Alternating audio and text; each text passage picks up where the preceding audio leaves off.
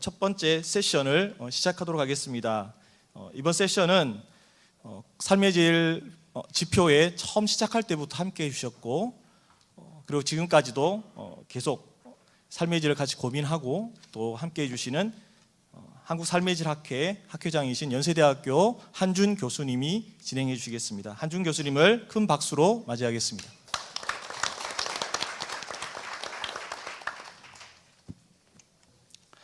예, 안녕하십니까. 첫 번째 세션을 시작하도록 하겠습니다. 저는 방금 소개받은 삶의 질 학회 회장을 맡고 있는 연세대학교 한준 교수입니다.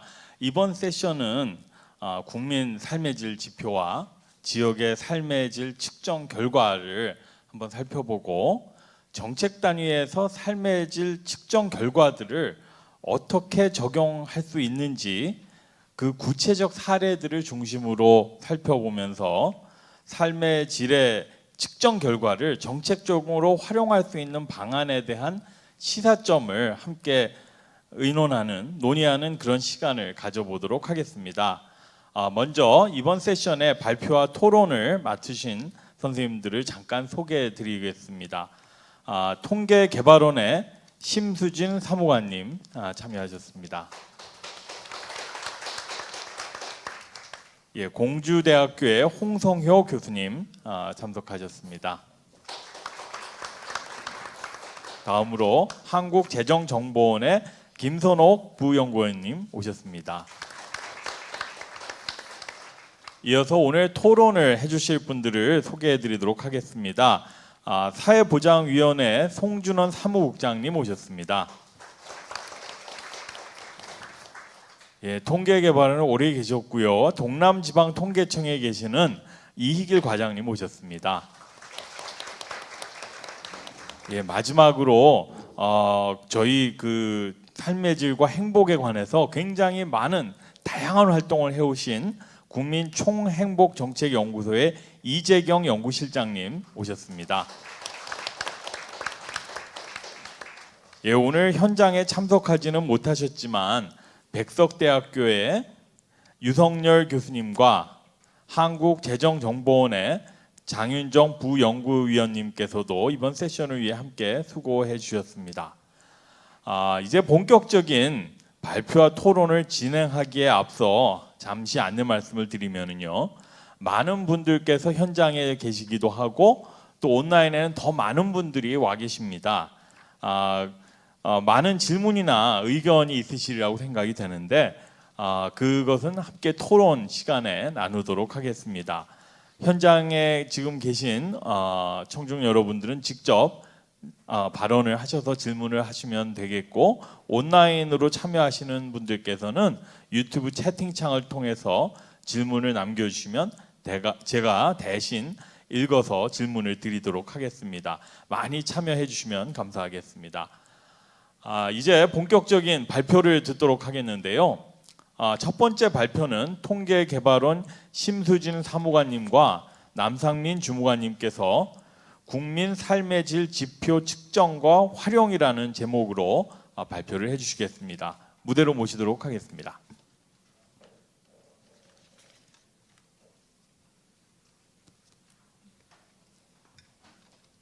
네, 안녕하세요. 통계개발원의 심수진입니다. 저는 통계개발원에서 국민 삶의 질 지표 작성 관련 업무를 담당하고 있습니다. 네, 그래서 오늘 제가 발표할 내용은 통계개발원에서 작성하고 있는 국민 삶의 질 지표의 측정 결과와 활용에 대한 내용입니다. 그래서 통계개발원에서는 국민 삶의 질 지표 보고서를 매년 이제 발간하고 있고, 올해 3월에 발간된 국민 삶의 질 2021 보고서를 중심으로 이제 작성 결과를 중심으로 말씀해 드리고자 합니다. 우선 삶의 질 지표의 작성 배경과 필요성에 대해서 먼저 간단히 말씀을 드리면, 이제 사회 발전을 측정하는 데 있어서 정책적 관심의 대상이 경제 성장에서 삶의 질로 전환하게 된 데에는 이제 국내외적인 변화가 맞물려 있는데요. 우리나라 같은 경우는 이제 경제가 성장했음에도 불구하고 경제 성장에 비해서 낮은 삶의 만족도를 보이고 있고, 그리고 다양한 이제 사회 문제들에 직면해 있습니다. 이렇기 때문에 이제 경제 성장이 아닌 새로운 정책적인 정책적 대응의 필요성이 제기되어 왔습니다. 그리고 국제적인 변화에서 보면 1990년대 이후로 이제 사회 발전에서 대표적인 지표로 활용되어 오던 GDP에 대한 한계가 제기됨에 따라서 이제 경제 성장에서 삶의 질과 환경을 중심으로 이제 관심이 전환되고 있습니다. 이에 따라서 OECD에서는 이제 2004년부터 글로벌 프로젝트를 거쳐서 2011년에는 이제 OECD 국가들의 웰빙을 측정하는 하우즈 라이프 보고서를 발간하였고요. 이제 프랑스의 스티글리츠 위원회에서는 경제적 성취 및 사회 발전 측정을 위한 보고서를 발간하였습니다. 그리고 유엔에서는 2012년부터 세계 행복 보고서를 작성하고 있습니다. 그래서 이러한 국제기구뿐만 아니라 국가 단위에서도 각 국가의 삶의 질이나 웰빙을 측정하려는 노력들이 지속적으로 수행되고 있습니다.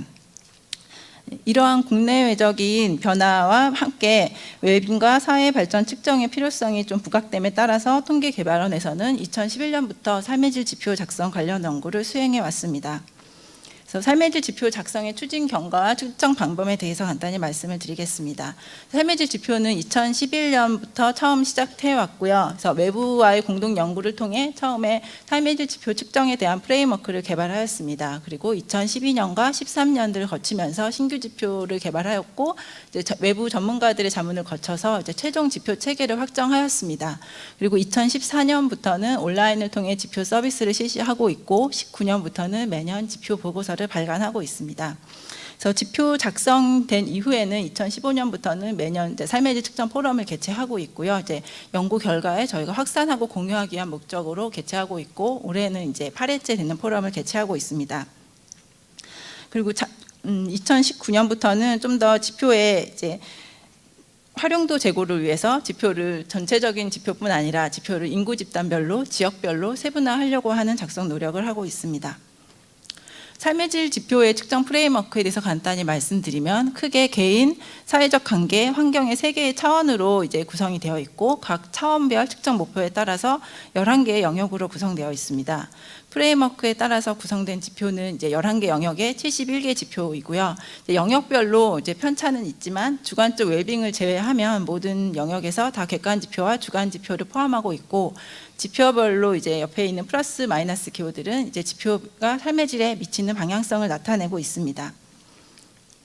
삶의 질 지표 같은 경우는 이제 종합 지수를 작성하지 않기 때문에 요약적인 정보를 제공하지 못한다는 단점을 가지고 있습니다. 그래서 저희 개발원에서는 이러한 단점을 조금이라도 보완하기 위해서 이제 71개 지표의 최근 변화 추세를 단순히 변화 추세를 이제 신호등 표시로 나타내서 이것을 대시보드 형태의 지표 상황판으로 작성을 하고 있고요. 영역별 핵심 지표를 구성해서 영역별 핵심 지표를 중심으로 하여 인포그래픽을 통해 주요 결과를 요약하는 것을 하고 있습니다. 이제 다음은 삶의 질 측정 결과에 대해서 말씀을 드릴 건데요. 이제 올해 작성된 3월에 발간된 보고서 결과를 중심으로 말씀을 드리도록 하겠습니다. 삶의 질 앞서 말씀드린 대시보드 형태의 지표 상황판입니다. 그래서 삶의 질 지표는 이러한 지표 상황판을 통해 이제 제시를 하고 있고 지표 상황판에서는 이제 71개 지표의 개선, 악화, 동일의 변화를 한눈에 볼수록 제시를 하고 있습니다. 그래서 영역별로 어떤 영역에서 개선 지표가 많고 악화 지표가 많은지를 이제 확인할 수 있고 22년 3월 기준 발표된 지표여서 2개 지표를 제외하고는 21년과 20년 값을 포함하고 있습니다. 그래서 보시면 이제 환경 영역 같은 경우는 이제 전체 영역이 다 개선된 것으로 나타나고 있고 여가 영역 같은 경우는 상대적으로 이제 악화 지표가 많은 것을 확인할 수 있습니다. 그리고 이제 지표별로 좀 업데이트 시점이 달라서 지금 현재 21년 값이 업데이트된 영역 같은 경우는 20년도에 비해서 좀 개선됐기 때문에 개선 지표가 많은 것을 확인할 수 있습니다. 다음은 이제 핵심 지표를 중심으로 해서 인포그래픽을 작성한 것이고요. 올해 발간된 보고서 같은 경우는 앞서도 말씀드렸듯이 21년 값과 20년 값이 다 많이 포함하고 있어서 실제로 이제 코로나19로 인한 삶의 질의 변화를 많이 보여주고 있습니다. 그래서 대략적으로 보시면 이제 여가 생활과 가장 많이 영향을 미친 여가 생활과 같은 경우는 이제 활동은 반으로 줄었고 이제 만족도는 그에 비해서 상대적으로 소폭 감소한 것을 확인할 수 있고요. 신뢰도 같은 경우는 기관 신뢰도는 증가한 반면 대인 신뢰도는 감소한 것을 보여주고 있습니다. 그리고 외부 활동의 감소함에 따라서 비만율은 증가하였고 이제 환경 같은 경우는 이제 개선된 것을 보여주고 있습니다. 이제 다음은 영역별 측정 결과인데요. 영역별 측정 결과 또한 이제 전체를 다 보여드릴 수가 없기 때문에 이제 코로나 관련해서 좀 특정하게 변화된 부분만 간략하게 보여드리도록 하겠습니다.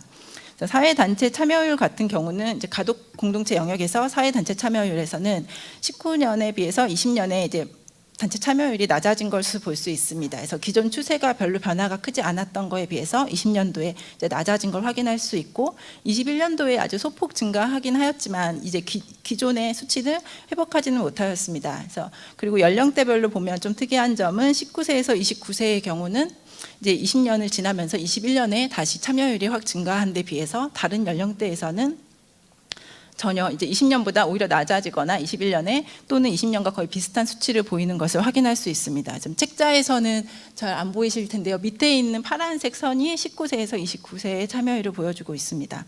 그리고 사회적 고립도는 앞서 잠깐 보여드렸지만 이제 사회적 고립도 같은 경우는 21년에 가장 높은 수치를 보이고 있고 2009년과 시계열로 비교해 봤을 때 가장 높은 수치입니다. 건강 영역은 앞서도 잠시 말씀드렸는데 이제 비만율이 급격히 증가한 것을 확인할 수 있고요. 기존 시계열보다도 이제 20년도에 비만율이 크게 증가한 것을 보이고 있습니다. 그리고 연령대별로 보시면 이제 10대와 20대와 30대에서 다른 연령에 비해서 좀 더 크게 증가가 있었던 것을 확인할 수 있습니다. 다음은 교육 영역인데요. 교육 영역도 이제 코로나19로 인해서 학교들이 다 못 가게 되면서 좀 더 타격을 많이 받은 영역이라고 할 수 있는데 실제로 학생들의 학교 생활 만족도는 상대적으로 만족도가 떨어지진 않았고 기존의 증가 추세를 이렇게 유지하고 좀 소폭으로 만족도가 오히려 증가한 것으로 나타나고 있고요.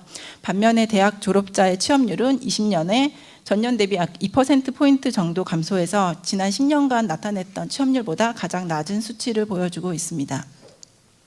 고용 임금 영역에서 이제 고용률을 보시면 뭐 다들 다들 많이 들으셨겠지만 이제 20년도에 고용률이 감소하였고요. 21년에는 소폭 증가한 것으로 나타나고 있습니다. 그렇지만 이제 코로나 2019년만큼은 증가하지 않았습니다.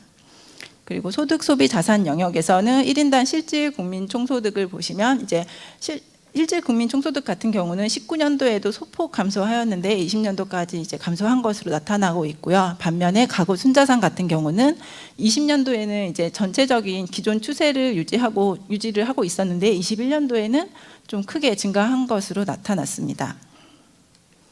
다음은 여가 영역인데요. 여가 영역은 이제 뭐 다른 영역에 비해서 코로나19로 인한 변화가 제일 많이 받은 영역이라고 할 수 있습니다. 여가 시간 같은 경우는 과거에도 좀 왔다 갔다 하긴 했지만 증가 추세였고 이제 코로나19랑 상관없이 계속 이제 20년과 21년도에 계속 여가 시간이 증가한 것을 보여주고 있고요. 1인당 여행 일수 같은 경우는 이제 이게 저희가 쓰는 지표가 국내 관광 여행 일수만 포함하고 있는데 2019년에 비해서 거의 절반 가량으로 감소한 것을 확인할 수 있습니다. 그리고 이제 책자에는 없지만 최근 이제 제가 며칠 전에 업데이트해서 책자에는 포함을 못 시켰고요. 최근 업데이트된 21년 조사 결과에서 보면 20년에 비해서 소폭 증가했지만 여전히 매우 낮은 수준인 것을 확인할 수 있습니다. 그리고 연령대별로 보시면 모든 연령대에서 여행 일수가 감소하였지만 특히 70세 이상에서 그 감소폭이 더 크게 나타나고 있습니다. 문화예술 및 스포츠 관람 횟수를 보면 마찬가지로 이제 19년에 비해서 21년도에 절반으로 감소한 것으로 나타나고 있고 이거 1인당 관람 횟수여서 이제 보시면 그 19년에는 연령대별 편차가 매우 크게 나타났던 반면에 21년에는 오히려 이제 많이 관람하던 연령층에서 이제 횟수가 줄어듦에 따라서 전반적으로 연령대별 편차는 줄어든 것으로 나타나고 있습니다. 그리고 여가생활 만족도 같은 경우는 전반적으로 이렇게 편차가 크진 않지만 전반적으로 19년에 비해서 전반적인 연령대에서 다 20년도에 약간 감소했지만 13세에서 19세 같은 경우는 오히려 이제 19년보다 21년도에 여가생활 만족도가 증가한 것을 보여주고 있습니다. 다음은 환경 영역인데요. 환경 영역은 전반적으로 코로나 시기를 거치면서 다 개선된 지표가 많아진 영역입니다. 특히나 그 환경 분야 중에서도 대기질에 대한 개선이 뚜렷하게 드러나고 있고요. 그래서 분야별 만족도를 보면 이제 대기질 만족도에 대한 증가 추세가 다른 분야 만족도보다 좀 뚜렷하게 나타나고 있고, 미세먼지 농도는 이제 코로나19를 거치면서 20년과 21년에 매우 많이 개선된 것을 보이고 있습니다. 예, 안전 영역을 보시면 이제 코로나19 시기에 저희가 아동학대 피해에 대한 이슈가 많이 이제 제기가 많이 되어 왔었는데, 아동학대 피해 경험률은 실제로 이제 계속 증가 추세를 보이던 지표여서 뭐 코로나19 2020년에 특별하게 뭐 증가나 뭐 그런 변화를 보이진 않았지만 계속 증가 추세이고요. 이거는 아직 21년 자료가 나오지 않아서 그 자료를 좀 더 확인해 볼 필요는 있을 것 같습니다. 그리고 안전에 대한 전반적인 인식도를 보면 이제 2018년과 20년을 비교해 보면 이제 신종 질병에 대한 불안도가 10% 포인트 가량 이제 증가한 것을 보여주고 있고, 대부분 이제 신종 질병을 제외한 다른 모든 항목들은 오히려 18년에 비해서 전반적으로 안전하다는 인식이 증가하고 불안하다는 인식이 감소한 것을 보여주고 있습니다. 시민 참여 영역인데요. 시민 참여 영역은 앞서 잠시 말씀드렸던 이제 신뢰도를 보여주고 있는데요. 이제 기관 신뢰도 같은 경우는 19년 이후 20년과 21년을 거치면서 급격히 증가한 것을 보여주고 있습니다. 뭐 이거는 뭐 정부의 20년도에 정부의 대응도 그렇고 해서 20년도에 증가했는데 21년도에도 마찬가지로 또 큰 폭으로 증가한 것으로 나타나고 있고요. 16개 기관 중에서 의료계가 기관 신뢰도가 가장 높게 나타나고 있습니다. 이제 반면에 이제 자기가 모르는 일반 사람들에 대해서 얼마나 믿을 수 있는지를 물어보고 있는 대인 신뢰도 같은 경우는 이제 19년에서 20년을 거치면서 매우 큰 폭으로 하락한 것을 확인할 수 있습니다. 그래서 기존 추세보다도 매우 크게 떨어져서 16% 포인트 가량 떨어진 것을 보여주고 있고, 21년에 일부 회복되긴 했지만 그 21년에도 이제 크게 20년에 비하면 크게 증가했지만 그 추세가 기존의 2019년도의 비율에는 미치지 못하는 것을 확인할 수 있습니다. 예, 마지막으로 주관적 웰빙 영역인데요. 주관적 웰빙 영역에서는 이제 삶의 만족도 같은 경우는 실제로 2020년에 큰 변화 추세를 보이지 않았고요. 21년에는 만족도는 이제 증가한 것을 확인할 수 있습니다. 반면에 이제 걱정이나 우울 정도를 보여주는 부정 정서 같은 경우는 21년에 증가한 것을 보여주고 있습니다. 네, 여기까지가 이제 측정 결과에 대한 간단한 내용이고요. 정책적인 활용에 대해서 잠시 간단히 말씀을 드리겠습니다. 정책적인 활용과 관련해서는 해외에서는 뒤에 김선옥 박사님이 좀 더 자세히 설명을 해주시겠지만, 해외에서는 최근에 이제 정책 수립 과정에서 예산의 웰빙 지표 측정 결과를 반영해서 예산을 책정하는 사례들이 일부 나타나고 있습니다. 그리고 우리나라에서도 최근에 이제 국회나 지자체를 중심으로 삶의 질 측정이나 행복 측정에 대한 관심이 매우 높아지고 있고, 실제로 정책 목표에서도 삶의 질 개선을 이제 중요한 이슈로 다루어 나가고 있습니다. 통계청에서는 이제 삶의 질 측정 지표를 작성하는 과정에서 이제 뭐 정책뿐만 아니라 학교나 연구 등에서 다양한 분야에서 활용할 수 있도록 홈페이지를 통해서 자료를 제공하고 있고, 이제 측정 결과를 제공하는 등 이제 자료 제공에 1차적인 이제 중점을 두어서 하고 있고요. 이제 삶의 질, 저희가 오늘 개최하고 있는 삶의 질 측정 포럼 또한 다양한 기관에서 측정한 결과들을 공유하고 논의하는 과정을 통해서 좀 더 정책적인 활용도를 제고하기 위한 목적이 가장 우선적으로 있습니다.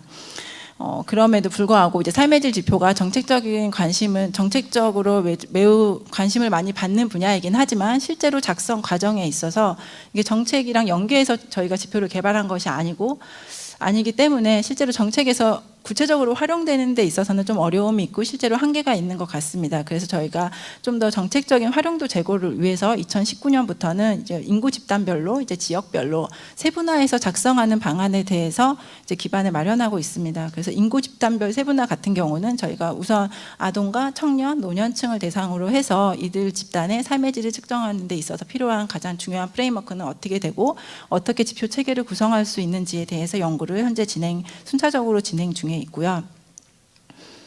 지역별 측정과 관련해서는 실제로 지역별 세분화를 위해서는 지역 간 비교 가능성이 가장 중요하기 때문에 저희가 지역의 삶의 질 측정을 필요로 하는 다른 타 부처 기관들과 협력 과정을 거쳐서 이제 삶의 질 측정에 있어서 최소한의 필요한 공통 항목을 같이 협의해서 선정을 하고, 이제 지역에서 이미 하고 있는 지역의 지역 사회 조사를 활용해서 공통 항목을 선정해서 모든 지역에서 동일한 비교 가능성을 높일 수 있게 동일한 항목을 조사할 수 있도록 추진을 하여 왔습니다. 그래서 그렇게 추진한 결과 2020년부터 실제로 이제 지역 사회 조사를 통해서 공통 항목이 실시가 되고 있고요. 이제 지역 사회조사 공통 항목은 2년 주기로 실시가 되고 있고 한 20여 개 항목이 현재 조사가 되고 있습니다.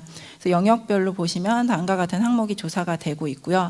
이 각각의 항목의 2020년 조사 결과와 지역 삶의 질 분석에 대한 세부적인 내용은 뒤에 발표하실 유성열 교수님 이제 발표 내용이 주 내용입니다. 그래서 거기서 자세히 설명을 해주실 것으로 생각이 되고 제 발표는 여기서 마치겠습니다. 네, 감사합니다.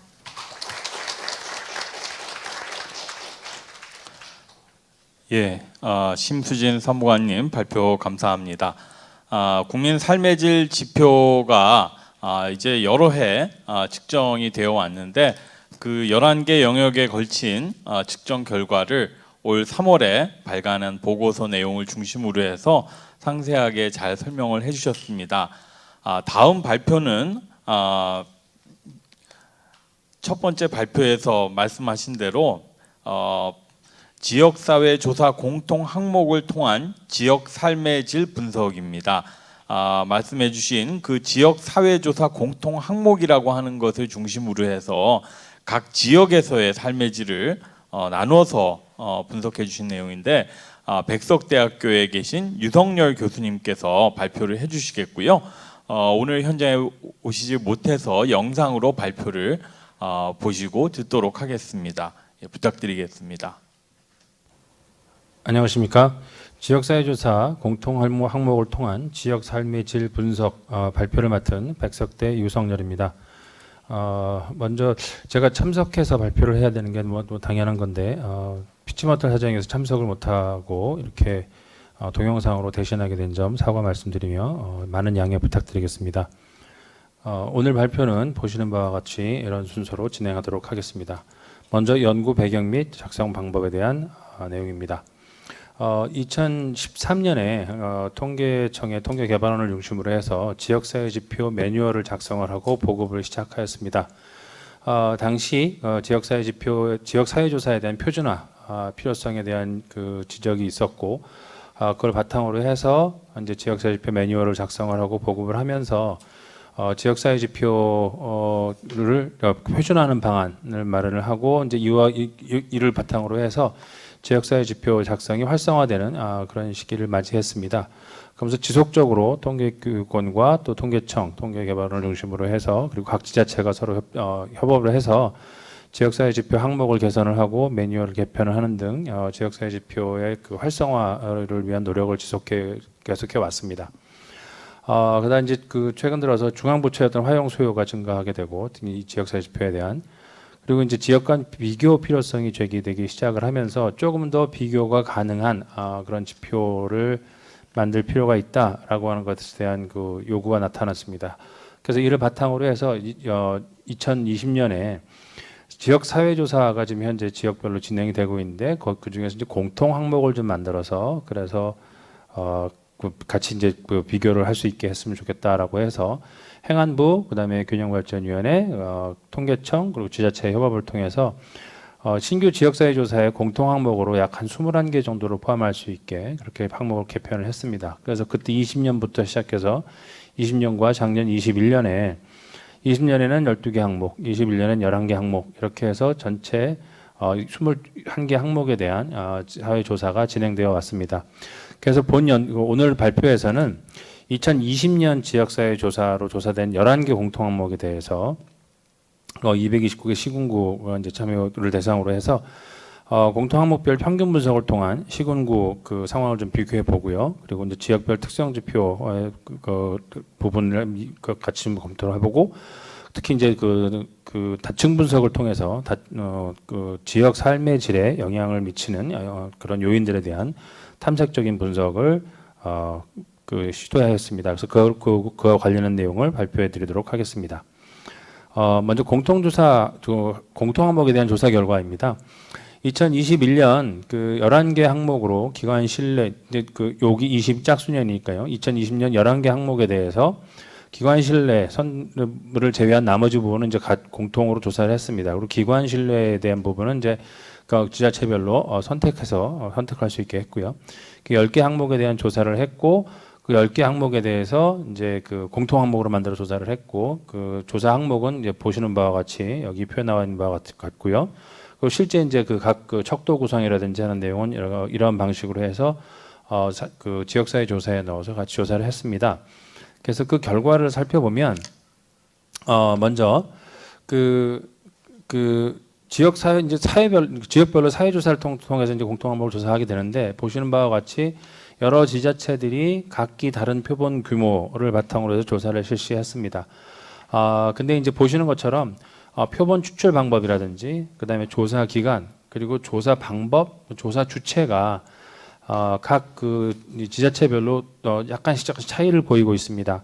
그렇기 때문에 이런 그 이런 여러 가지 이런 그 표본 외에 어떤 그 조사 방법과 관련한 그 차이로 인해서 실제 비교하는 데 있어서는 그 좀 상당한 어려움이 좀 있지 않을까. 그러니까 특히나 그래서 직접적인 비교에 있어서는 조금 좀 유의할 필요가 있다라는 걸 뭐 말씀드리고 싶고요. 그리고 또 하나는 2020년도가 그 코로나19가 직접적으로 시작된 해였고 매우 때문에 그 아마도 그 2020년은 그 사회조사의 관점에서 볼 때는 아마 거의 최악의 해가 되지 않았을까 싶습니다. 그래서 충북은 조사 진행이 어려움으로 가구주만 조사하는 축소조사를 실시하였고 대구하고 강원은 특히나 이제 조사의 어려움을 경험했고요. 그리고 전체적으로 보통 이런 지역사회 조사는 방문 면접을 보통 기본적으로 실시를 하게 되는데 이 코로나19로 인해서 전체적으로 비대면 조사, 특히 인터넷 조사라든지 이런 부분들이 비율이 꽤 높았다라고 말씀을 드릴 수 있고 특히 경기의 경우에는 공통 항목에 대한 조사에는 참여하지 않았습니다. 그래서 그 20년 조사 부분은 균형위에서 약 한 3,000명 정도만 대상으로 조사를 했었다. 그렇기 때문에 이러한 내용들을 감안을 했을 때 이 결과를 직접적으로 비교하는 데 조금 어려움이 좀 유의할 필요가 있다라는 말씀을 드립니다. 먼저 그 삶의 만족도와 관련해서 간단하게 그 결과를 좀 말씀을 드리면 각 시군구별로 이제 최근 자신의 삶에 대해서 얼마나 만족하는지를 11점 척도로 조사를 했고 그 평균값들을 시군구 평균값들을 이제 그 음영으로 표시를 해서 색이 진할수록 평균값이 높은 것을 의미하는 쪽으로 해서 이렇게 이제 한번 지도상에 표시를 해봤습니다. 이 내용을 보시면 전반적으로 어떤 그 그림이 나오는데 첫 번째로 보면 전체적으로 수도권 지역의 만족도가 다른 지역보다 상대적으로 좀 높은 것을 알 수 있고요. 다음 두 번째로는 경상도 지역보다는 전라도 지역의 삶의 만족도가 상대적으로 조금 높은 것으로 나타났습니다. 그리고 그 전체적으로 군의 순으로 만족도가 높은 것으로 나타났습니다. 근데 이러한 그 경향은 사실은 그 생활 만족도에서도 비슷하게 나타나고 있는데요. 삶의 만족도는 이제 최근 자신의 삶에 대한 만족도인데 생활 만족도는 현재 살고 있는 지역에서의 전반적인 생활 만족을 이제 질문한 내용입니다. 마찬가지로 여기서도 수도권 지역이 다른 지역보다 만족도가 상대적으로 높은 것으로 나타났고 전라도 지역이 경상도 지역보다 상대적으로 만족도가 높게 나타났고 마찬가지로 군의 순으로 만족도가 높게 나타나는 것을 알 수 있습니다. 공통 항목에 대한 그 시군구별 그 비교 결과를 좀 살펴보겠습니다. 일반적으로 이제 여러 지자체에서 조사를 하는 과정에서 그 항목 간 척도 차이가 좀 발생을 했습니다. 그래서 지역 간 항목 간 척도 차이가 발생을 해서 스케일을 조정할 필요가 있었고 그걸 위해서 다음과 같은 방식으로 스케일을 조정을 했고요. 그다음에 이제 그 공통 항목 중에서 공동체 의식, 사회복지 서비스 만족도, 사회 안전에 대한 평가, 환경 체감도는 2개 이상의 항목으로 구성되어 있기 때문에 이거는 이제 하나의 평균값을 산출을 해서 그래서 그 비교 분석하였고요. 그리고 이제 전국 시군구 자료 산출은 2020년 주민등록 인구를 활용해서 가중 평균을 적용했다라고 말씀을 드립니다. 그러한 것들을 해서 한번 살펴보니까 어느 특정 지역입니다. 실제 저희들이 그 자료를 분석하고 결과 보고서에는 이런 지역들을 다 제시를 했지만 여기서는 그 지역 명칭은 구체적으로 말씀드리지 않는 것은 양해 부탁드리겠습니다. 먼저 특정 지역의 경우에 있어서는 월평균 소득, 의료기관 만족도, 행복, 생활 만족도, 뭐 사회복지 서비스 만족도들은 상대적으로 높은 편이었지만 일반인에 대한 신뢰, 사회적 지원, 환경 체감들은 상대적으로 취약한 편이었습니다. 특히나 이 그림에서 보시는 바와 같이 해당 지역이 있고 전국 평균이 전국의 어떤 만족도가 있고 그다음에 광역 지자체 수준에서의 만족도가 있습니다. 그래서 그거를 비교를 해보니까 이 붉은색은 해당 지역이었고요. 그래서 전국 굵게 나타나는 게 전국이니까 전국에 비해서 뭐 예를 들어서 월평균 소득이나 사회복지 서비스는 뭐 생활만족, 행복은 좀 높게 나타난 반면에 뭐 환경체감, 안전평가, 범죄 피해는 좀 낮게 나타났고요. 반면에 그 광역 같은 광역 지자체하고 비교해 봤을 때도 뭐 거의 뭐 유사한 그런 형태가 보이고 있습니다. 그리고 또 하나는 그 최상위 지역과 최하위 지역과를 비교해서 최상위 지역과의 차이점 그리고 최하위 지역과의 차이를 보여서 이제 이 지역이 전국의 최상위 지역과 최하위 지역에 대해서 어느 정도 차이를 보이는지 그런 부분을 같이 보고서에 제시를 함으로써 각각 지역에서의 어떤 그 삶의 만족 이런 그 공통 항목에 대해서 차이가 어떤 차이 나타나는지를 저희들이 한번 제시를 했습니다. 그리고 특히 이제 그 시군구 항목으로 들어가서 보면 이 지역의 이 시군구의 경우에도 뭐 그 월평균 가구 소득이라든지 행복도 그다음에 의료기관 만족은 상대적으로 높았지만 걱정이라든지 일반인에 대한 신뢰, 환경 체감도 이런 부분은 상대적으로 좀 낮게 나타났고요. 그리고 또 이걸 마찬가지로 그 해당 지역이 있고 또 해당 시군구 평균과 그리고 그 광역시도의 값과 이제 비교를 했습니다. 비교를 해서 봤을 때 이제 각각이 그 해당 지역이 해당 시군구가 전체 그 시군구 평균 그리고 해당 광역시도와 어느 정도의 차이를 보이고 있는지를 이런 그래프를 통해서 그 제시를 했습니다. 그래서 이런 걸 통해서 공통 항목과에 있어서 각각의 시군구, 그 시도 시군구가 어떤 다른 유사한 지역과 어떤 차이를 보이는지를 한번 저희들이 검토를 했습니다. 그리고 이제 공통 항목을 통한 지역 삶의 질 분석을 실시하였는데요. 특히 이 지역사회 조사에서는 개인에게 이제 설문 조사를 합니다. 그리고 시군구 수준의 어떤 자료로 시군구별로 이제 뭐 조사가 이루어지고 시군구 자료가 있기 때문에 기본적으로 개인 수준의 자료와 시군구 수준의 자료가 를 사용할 수가 있어서 전형적인 다층 모형 분석에 적합한 그런 자료 형태를 보입니다. 그래서 여기서는 8개 광역시도 87개 시군구 자료에 14만 2,293명의 설문 응답을 사용을 했습니다. 그래서 첫 번째 아무런 그 변수도 투입하지 않는 무조건 모형, 그다음에 그 지역사회 조사의 응답자 수준, 즉 개인 수준에서 나타나는 변수들을 투입을 하고, 그다음 세 번째 단계에서는 개인 수준의 변수와 더불어서 시군구 수준의 변수를 같이 투입해서 어떤 영향을 주는지를 분석을 했습니다. 이 분석에 사용한 종속 변수는 삶의 만족, 행복, 걱정, 생활 만족 이렇게 네 가지 변수를 사용했고요.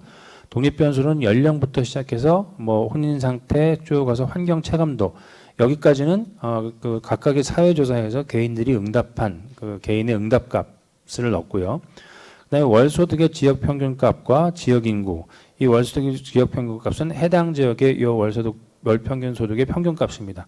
그래서 그것을 지역 수준에서 그리고 지역 인구도 마찬가지로 지역별 거주 인구를 지역 수준의 변수로 이렇게 두 개의 변수를 사용해서 그 분석에 사용하였습니다. 그 분석 결과를 살펴보면 먼저 그 삶의 만족과 생활 만족을 대해서 이제 분석을 했을 때 무조건 모형에서의 경우에 여기 보시면 절편 분산이 여기서 마찬가지 두 가지 종속변에 있어서 절편 분산이 지금 통계적으로 유의한 수준입니다. 즉 절편 분산이 0과 같다라고 하는 연가설을 기각하는 수준이어서 이것은 곧 다른 말로 하면 이 각각의 지역의 그 지역별 평균값이 그 평균값의 분산이 0이 아니다. 그러니까 다른 말로 하면 평균값이 모두 많이 의미 있게 다르다라고 하는 걸 이제 보여주고 있습니다. 그러니까 실제 그 1수준과 그다음에 2수준 변수를 투입했을 때 결과를 살펴보면 먼저 그 1수준 변수를 투입했을 때 대부분 현재 투입된 모든 1수준의 변수들은 통계적으로 유의한 그런 영향을 주는 것으로 나타났습니다. 그래서 혼인 상태, 월평균 소득, 사회적 지원, 공동체 의식, 사회 안전의 평가, 환경 체감 등은 삶의 만족이나 생활 만족 모두에 대해서 양에 영향을 주고 있었고요. 그다음에 연령과 범죄 피해 두려움은 마찬가지로 두에서 부적인 그런 영향을 주고 있는 것으로 확인됐습니다. 그리고 이제 이수준 변수, 1수준 변수와 더불어서 2수준 변수인 그 지역의 월평균 월 소득의 지역 평균값 그리고 지역 인구를 투입했을 때 지역 인구는 그 삶의 만족이나 생활 만족에 대해서 통계적으로 유의한 영향을 주지 않았지만 월 소득의 지역 평균값은 생활 만족에 대해 있어서는 통계적으로 유의한 영향을 주었고 그다음에 삶의 만족에 대해서는 그 0.1 0.10 값 수준에서 그 유의한 수준을 영향을 주는 것으로 나타났습니다. 즉 지역의 그 평균 소득의 월평균 월소득의 지역 평균값이 높을수록 생활 만족도가 그 지역에서의 생활 만족도가 높은 것으로 나타났다라고 말할 수 있겠습니다. 그 다음에 행복과 걱정에 대해서도 이 두 개 변수에 대해서 분석을 실시하였는데 일수준 변수들 같은 경우에는 앞에서의 마찬가지로 행복에 대해서는 앞에서 마찬가지로 그다음에 그 걱정에 대해서도 유사한 형태의 그런 영향을 주는 것으로 확인됐습니다. 그러나 다만 그 이 이수준 요인의 변수들은 행복이나 걱정에 대해서 통계적으로 유의한 영향을 주지 않는 것으로 나타나서 이런 부분에 있어서는 지역의 어떤 이런 특성이 그렇게 크게 영향을 주지는 않는 것으로 확인되었습니다. 그래서 이러한 그 분석을 나타나서는 결론과 시사점에 대해서 말씀을 드리면 우선 첫 번째로 이 지역사회조사 데이터 확보가 사실 좀 쉽지가 않았습니다. 그래서 이 부분과 이제 나중에 이런 데이터 확보와 관련해서 좀 더 좀 체계를 갖출 필요가 있다라고 하는 그런 필요성이 대두가 되고요.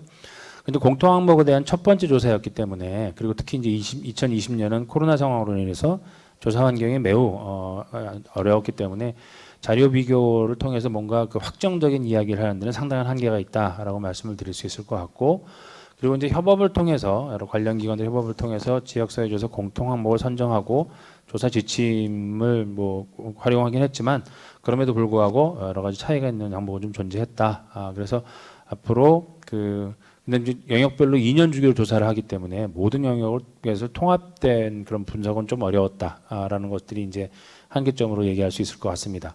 그래서 이거 바탕으로 해서 이 본 조사 결과가 이제 갖고 있는 어떤 의미라고 하는 것은 이런 공통 항목을 사용해서 이제 실질적으로 비교를 한번 시도를 해봤고 그런 비교를 통해서 어느 정도 이제 각 지자체의 어떤 지역사회 삶의 만족이라든지 생활 만족이라든지 하는 부분들에 있어서 어느 수준을 파악하는 것이 가능하다. 그리고 그런 것들을 비교하는 것이 이제 가능하고 하다. 다만 이제 그런 것들을 하기 위해서 좀 개선이 필요하다는 부분이 확인이 되었고요. 그리고 앞으로 이 자료가 축적이 되고 조사 안정성이 확보가 되면 실질적으로 이런 조사 비교 등이 좀 더 체계적으로 그리고 더 타당하게 이루어질 수 있을 것으로 예상이 됩니다. 그래서 이런 조사 이런 저희 이번 노력을 통해서 앞으로 이제 지역사회조사 공통 항목을 활용해서 지역의 삶의 질을 측정하고 또 확인하기 위한 프레임워크 구축에 좀 활용할 수 있을 거라고 생각을 하고요. 그리고 앞으로 이런 비교를 통해서 지역 삶의 질을 높이기 위한 어떤 맞춤형 정책의 대안을 만드는 그런 틀을 제공할 수 있지 않을까라는 그런 기대를 하고 있습니다. 발표를 이것으로 마치고 그다음에 경청해 주셔서 감사드리겠습니다. 감사드립니다. 네, 유성열 교수님 발표 감사드립니다. 이상으로 국민 삶의 질, 그다음에 지역 사회 조사를 통한 삶의 질 지역 수준에서의 측정 결과, 측정 부분에 대한 논의를 두 개를 들었고요. 이어서 정책적으로 넘어가 볼까 합니다. 공주대학교 홍성효 교수님께서 행복 영향 평가를 활용한 정책 적용 방안에 대해서 발표를 해 주시겠습니다. 교수님을 박수로 맞아 주시면 감사하겠습니다.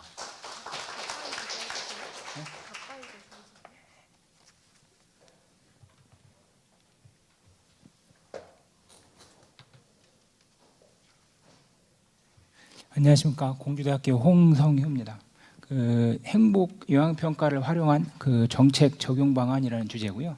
그 본 발표 자료는 작년에 저희가 이제 대덕구에 응용을 했습니다. 그 대덕구 행복 영향평가 방안 연구 그거의 일부임을 밝혀드립니다. 그 앞에서도 이미 말씀하셨지만 그 행복 혹은 삶의 질 관련해서 많은 국제기구라든지 국가 차원에서 고민이 있었습니다. 그래서 그 행복이나 삶의 질 지표를 개발하고 실제 측정을 하고 그런 행위들이 있었고요. 근데 이제 여기에만 머물러 있으면 이게 과연 정책적으로 어떻게 연계할 건가 그 고민이 있어서 그 지방 정부 차원에서는 국가 차원이나 국제기구 차원과 달리 이거를 정책적으로 활용하고자 하는 고민이 많이 있었고요. 그 대표적으로 일본의 지방 정부 협의회가 있습니다. 그래서 그 해당 지역의 행복 주민들의 행복을 어떻게 높일 건가 그런 고민이 있었고, 그래서 우리나라도 그 몇 년 전부터 국민 총행복 포럼의 지방 정부 협의회가 이미 그 만들어져서 몇 년간 지금 관련 그 활동을 했습니다. 그래서 일반적으로 지방 정부에서는 어떻게 행복 정책을 실현하느냐, 그 첫 번째는 행복 조례를 제정하고요. 그다음에 지역의 여건이나 상황에 맞는 행복 지표를 개발하고 측정하고, 그다음에 그 행복 위원회를 구성하고, 거기까지가 이제까지 해왔던 그 행복 정책을 위한 그 실제 활동들이고요. 이제 지방 정부 차원에서 행복 정책을 해야 되는데, 근데 아시다시피 우리나라 지자체 수준에서 그 지자체장의 가용 예산이 상당히 제한적입니다. 그래서 행복 정책을 하고 싶어도 예산에 제약이 있기 때문에 마음대로 할 수 없는 상태고요. 그래서 어떻게 하면 그 해당 지역의 주민들의 행복 혹은 삶의 질을 높이는 정책을 찾아낼 거냐, 혹은 여러 정책들 간에 우선순위를 부여할 거냐, 그 고민 속에서 행복 영향 평가라는 거를 이게 저희가 이제 고민하게 됐고요. 아시다시피 우리나라는 이미 성별 영향 평가, 고용 영향 평가, 환경 영향 평가, 문화 영향 평가 이렇게 대표적으로 이런 것들이 있고요. 그 어렵지만 행복도 한번 이런 틀에서 고민해 보자 해서 저희가 하게 됐습니다.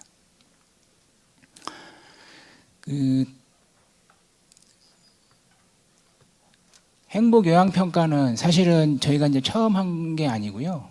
아까 이제 앞에서 말씀하셨지만 부탄이 대표적으로 행복 지표 개발이나 측정, 그다음에 정책을 가장 확실하게 해오고 있고요.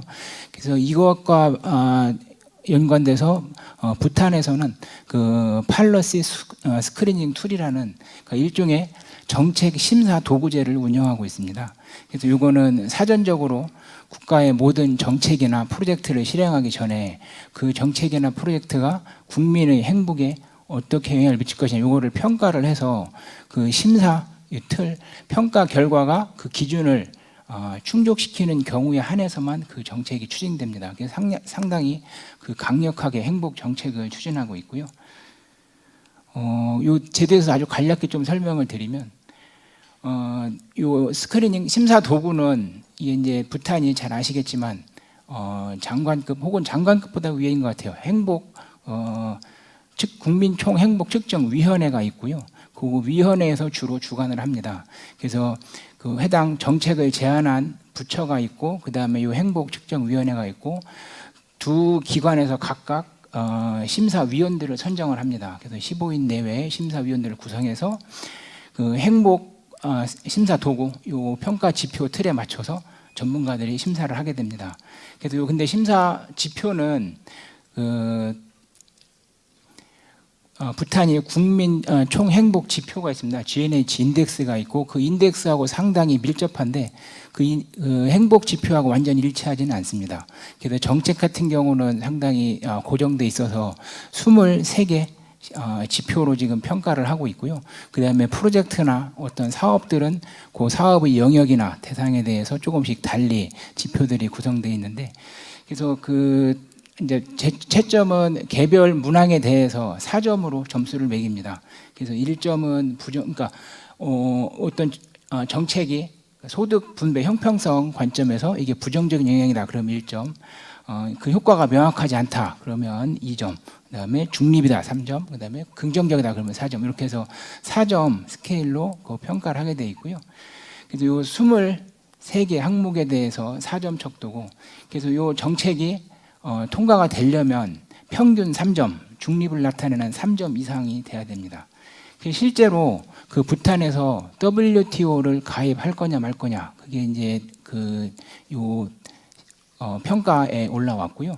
그래서 그 당시에 이제 23개 지표를 가지고 아까 말씀드린 것처럼 제안한 부처하고 그다음에 행복측정위원회하고 각각 전문가들을 섭외해서 조사를 했고요, 평가를 했고, 근데 결과는 지금 이제 평균 3점, 즉 23개 항목이기 때문에 총점이 69점이 돼야 되는데 그 49점밖에 안 돼서, 그래서 부탄이 WTO에 가입하지 않기로 해서 결정이 됐습니다.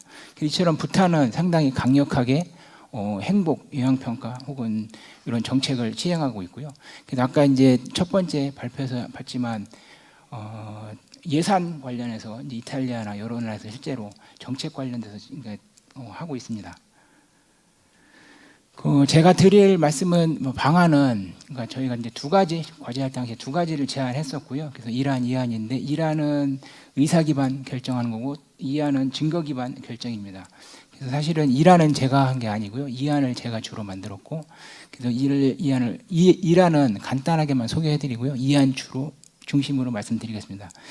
그래서 그 차이를 간단히 보면 1안은 일종의 부탄 방식처럼 전문가들이 일단 체크리스트, 점검표를 만들어서요, 제안된 정책이나 사업이 그 평가 지표에서 어떨 거냐, 이게 이제 주관적으로 평가하는 겁니다.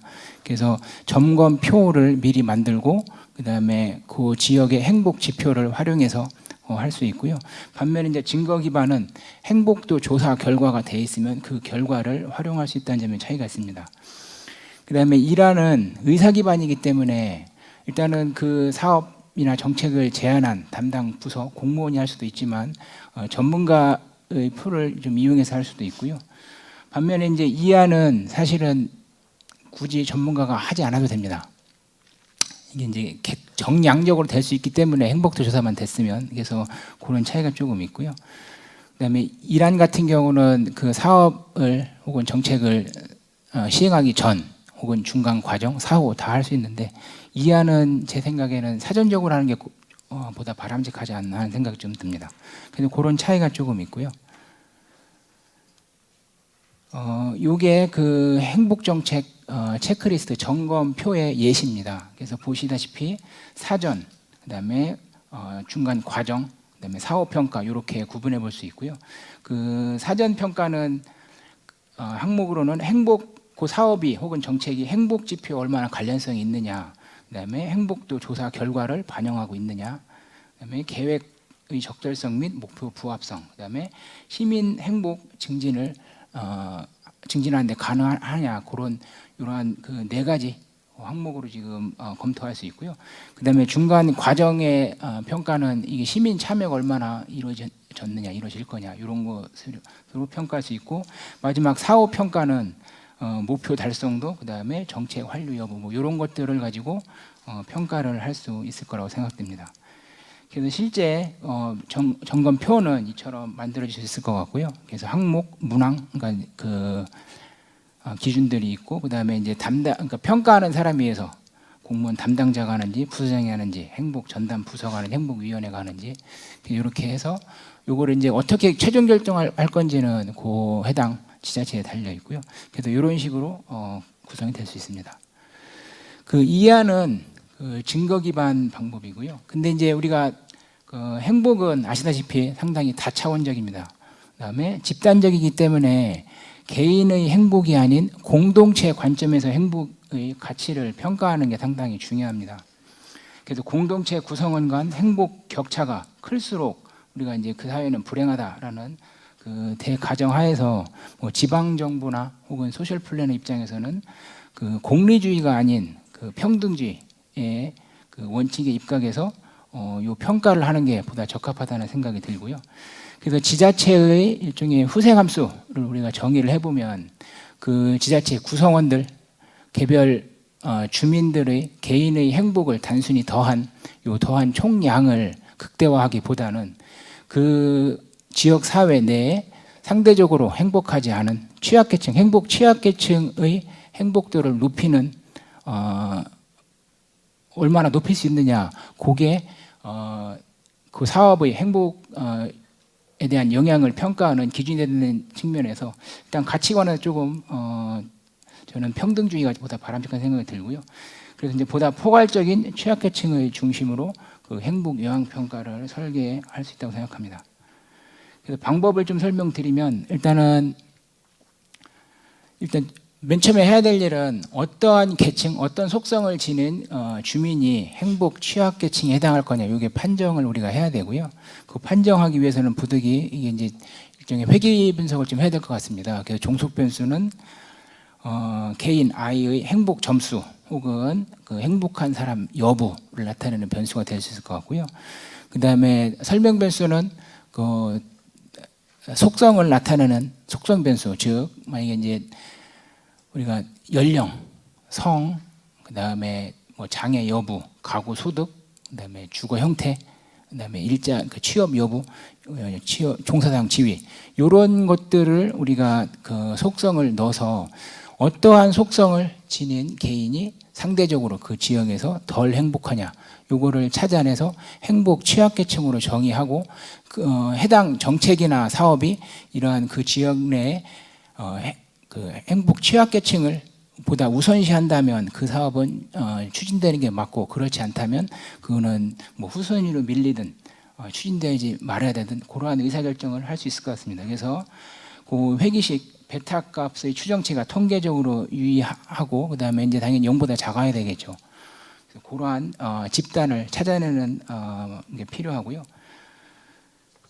근데 그게 취약계층을 확인하고 나도 이게 이제 방법이 또 두 가지가 있을 것 같습니다. 하나는 절대적 기준, 두 번째는 상대적 기준이라고 했는데, 이게 무슨 얘기냐면요. 그 아까 이제 행복 취약계층으로 우리가 그 경제적인 측면을 보면 저소득 가정 우리가 생각할 수 있는데, 예를 들어서 월 소득이 200만 원 미만인 사람이 아까 앞에 회계식을 통해서 그 지역 내 취약계층이다, 행복 취약계층이다라고 정의가 됐으면, 자, 그 지역 내 모집단에서 월 소득이 200만 원인 가구가 예를 들어서 뭐 15%다. 자, 그러면 어떤 사업, 정책을 추진하는데 그 사업이나 정책의 수혜자들 가운데 월 소득 200만 원 미만인 가구의 비중이 예를 들어서 20%다. 자, 그러면 모집단에서의 15%보다 많기 때문에 이 사업을 추진함으로써 혜택을 받는, 즉 200만 원 미만의 가구 소득을 지닌 그 행복 취약계층이 보다 더 큰 혜택을 누리기 때문에 이 사업은 행복 격차를 줄일 수 있다는 관점에서 추진돼야 되는 게 맞습니다. 그래서 그러한 절대적 기준을 적용해 볼 수 있고요. 근데 이제 사업이 여러 개거나 혹은 사업들 간에 비교를 해야 될 경우, 특히 이제 사업의 성격이 다른 경우, 이때는 상대적 기준이 이제 필요하겠죠. 그래서 생각해낸 건 그 어떤 사업이나 정책을 시행했을 때 그 지역 주민들이 총 행복 취약계층만 대상으로 행복 취약계층이 얻는 총 행복량을 조사를 하고요. 약간 임의적이긴 한데, 자, 그 다음에 해당 사업에 투입된 예산이 있으면 그 예산으로 나눠주면, 예를 들어서 예산 100만 원당 그 사업을 통해서 그 지역 내 행복 취약계층의 총 행복량을 얼마나 올릴 수 있는지 우리가 판정할 수 있을 것입니다. 그래서 이러한 두 가지 기준으로 우리가 검토할 필요가 있습니다. 그래서 실제 저희가 AC를 사례로 이렇게 했습니다. 그래서 그 2020년에 AC에 대해서 그 전에 이제 행복 지표가 만들어졌고요. 2020년에 이 시의 행복도 조사를 했습니다. 근데 이 시에서 실제 하고 있는 사업을 대상으로 저희가 이제 측정을 해봤는데요. 먼저 요 행복도 조사, 이 지역의 행복도 조사 결과를 가지고 실제 아까 말씀드린 회귀 분석을 했습니다. 이렇게 보시면 그 기혼 대비, 이혼이나 사별, 그 다음에 이 사람들이 이제 일종의 행복 취약계층이고요. 그다음에 가구 소득을 기준으로 보면 100만 원 미만이 기준이고, 보시면 가구 소득이 높을수록 이게 이제 행복도가 높아지는 걸 볼 수 있습니다.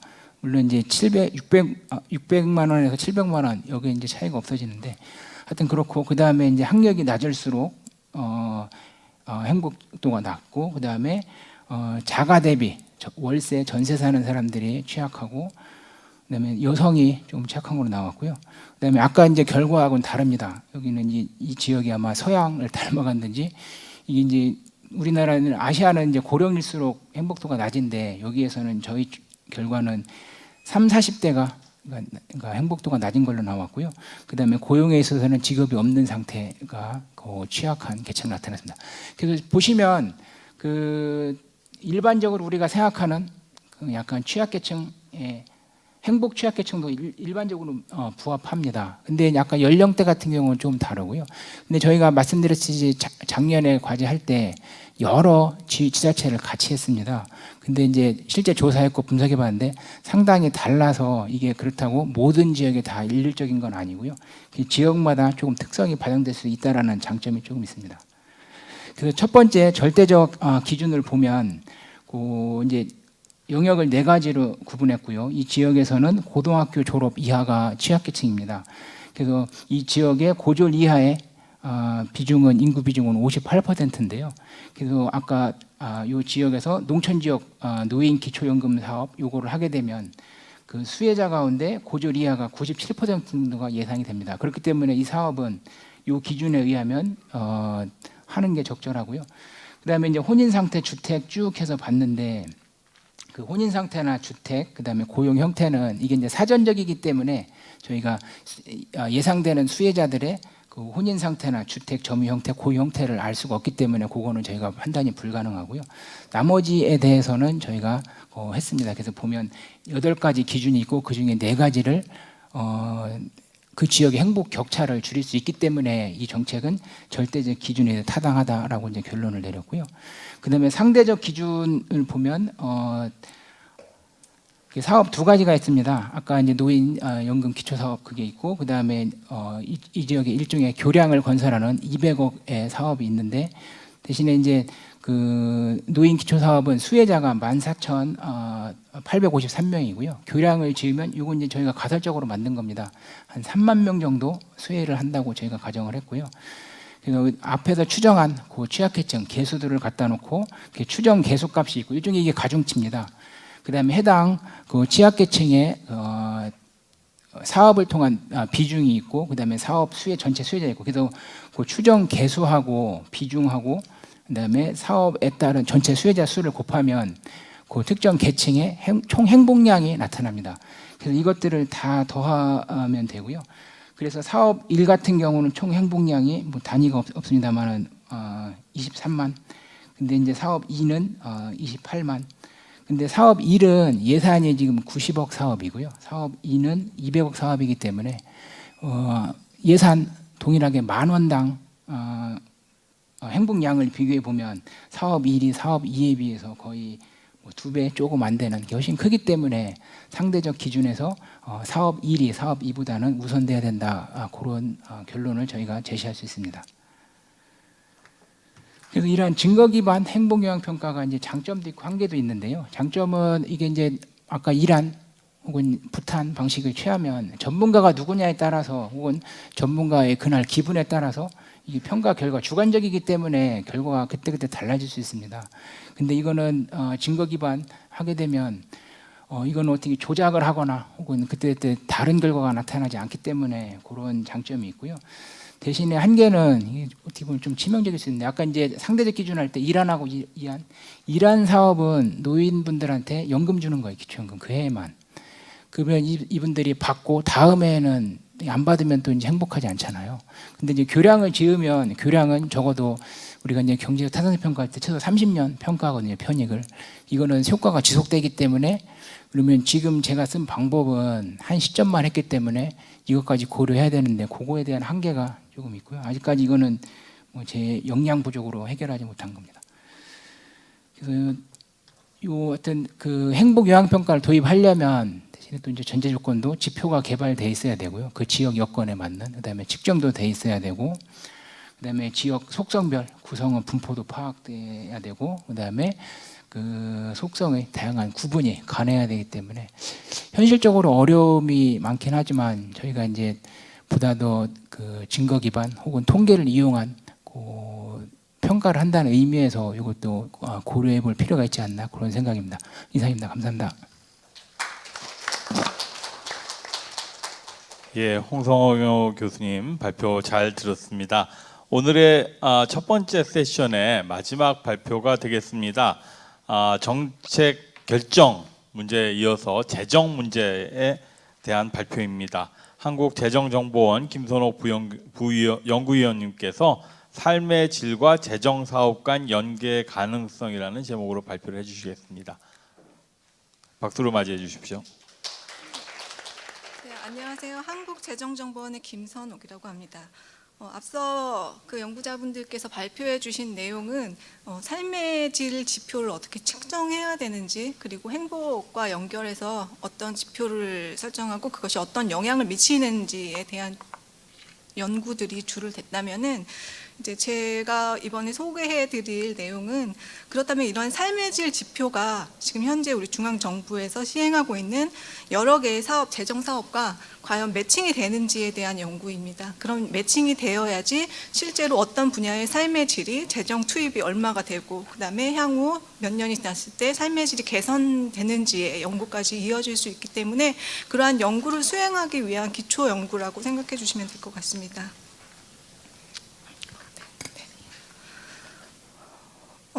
오늘 이제 내용은 보시는 내용과 같이 왜 이러한 연구를 수행하게 되었는지에 대한 배경을 우선 간단하게 설명을 드리고, 그 다음에 재정 사업이 어떻게 구성이 되었는지와 지금 삶의 질 지표 11개 영역에 대한 연계를 어떻게 수행할지에 대한 내용 위주로 설명을 해드리겠습니다. 그 다음에 연계한 결과 어떠한 재정 사업 정도가 각각의 영역에 매칭이 되었는지와, 그다음에 실제 해외에서는 어떤 식으로 재정 그런 정책과 연결하려는 시도를 하고 있는지, 그다음에 마지막으로 이 해외 사례 분석과 실제 재정 사업과 삶의 질 지표를 연계해 본 결과 향후 정책에 반영하기 위해서는 어떤 식으로 재정 운영이 개선되어야 되는지에 대한 내용을 설명해 드리도록 하겠습니다. 우선 배경입니다. 국가 재정이라는 저희 재정 투입이 지금 최근 한 2019년도부터 굉장히 지속적으로 증가를 하였고요. 그런데 그만큼 과연 삶의 질도 같이 좋아졌는지에 대한 물음표가 계속 남아있는 상태입니다. 우리나라 경제 규모가 2020년도 기준으로 세계 10위권으로 계속 유지가 되고 있고요. 물론 올해는 좀 떨어진다라는 예측도 있었지만 그래도 상위권에 머물러 있는 경제 대국으로 성장하였습니다. 경제 규모 GDP가 늘어남에 따라서 정부 지출 비중도 과거 2011년도에 약 20%, 21.8%대에서 21년 결산 기준으로는 한 28% 정도의 정부 지출이 투입이 되고 있습니다. 특히 오른쪽에 보여지시는 표를 보시면은 2011년과 2021년에 각각 우리나라 그 재정 투입이 이루어지는 분야별 지출액의 변화를 나타내고 있습니다. 보시면 사회복지 분야 같은 경우에는 과거 2011년도에는 77조 규모였는데 최근에는 거의 190조에 가량이 되는 재정 투입이 이루어지고 있습니다. 그럼에도 불구하고 우리나라 삶의 질 수준이 OECD 하위권에 계속 머물러 있고요. 특히 그 OECD의 그 BLI 지표는 30위권 수준으로 계속 낮은 하위권 수준에 머물러 있습니다. 그렇다면 이런 그런 경제 상황과 그런 국민이 체감하고 있는 그런 삶의 질에 대한 수준의 괴리로 인해서 이제 최근에는 우리나라뿐만 아니라 국외에서도 그 정부 정책과 예산 편성 과정에서 그 연결을 해서 삶의 질 지표의 증거 기반 정책 결정을 활성화하려는 움직임이 해외에서부터 시작되어 있고 최근에 우리나라에서도 그런 움직임이 있었습니다. 대표적인 것이 EU에서 구성을 했던 막스웰이라는 프로젝트가 있었는데요. 2017년부터 2020년에 지속가능 성장 목표를 다루는 어떤 협의체를 구성을 했었습니다. 그래서 EU 4개 국가의 통계청과 그다음에 3개국 대학, 그다음에 이탈리아의 그런 기관이 참여를 해서 이 프로젝트를 진행을 한 바가 있습니다. 그리고 뉴질랜드 같은 경우에는 그 삶의 질 지표할 때 많이 나오는 국가인데요. 2018년도에 예산안에 세계 최초로 웰빙 예산이라는 것을 시도한 바가 있습니다. 이런 식으로 해외 국가에서 특히 유럽권에서 그 삶의 질 지표를 반영한 재정 사업 운영에 대한 논의가 활발하게 진행 중이고요. 우리나라 같은 경우 실제 지금 반영해서 운영하고는 있지는 않지만 그 2019년도에 그 저희 정부 부처 정부에서 그 여러 연구진 분들과 다양한 연구진 분들이 참여를 해서 소득 3만 불 시대 삶의 질 제고 전략 수립을 추진한 바가 있습니다. 그 보고서에 따르면은 다양한 각계 환경 분야 뭐 여러 가지 분야를 어떤 식으로 재정 사업에 연결해야 될지의 큰 틀에서의 논의는 있었지만 실제로 그럼 우리 재정 사업을 구성하고 있는 분야를 어떻게 연결할지에 대해서까지는 들어가진 않았습니다. 그리고 작년에 2021년도에 사회장관 회의에서는 사회통합지표 개발을 추진한 바 있었고요. 여기에는 통계청도 참여했던 것으로 알고 있습니다. 그래서 이런 증거 기반의 그런 재정 운영을 하려는 시도가 있었는데 그렇다면 과연 우리 현재 재정 사업은 어떤 모습이고 어떻게 연결 가능한지에 대한 물음표는 여전히 남아 있습니다. 그래서 화폐 가치로 측정되는 양적 지표로서의 GDP를 경제 성과의 목적으로 지금도 담고 있는데요. 여기에 그럼 삶의 질 지표를 반영한 그 경제 목표를 운영하기 위해서는 어떤 식으로 재정을 바라봐야 될지에 대한 연구 필요성이 계속 있는 상태였습니다.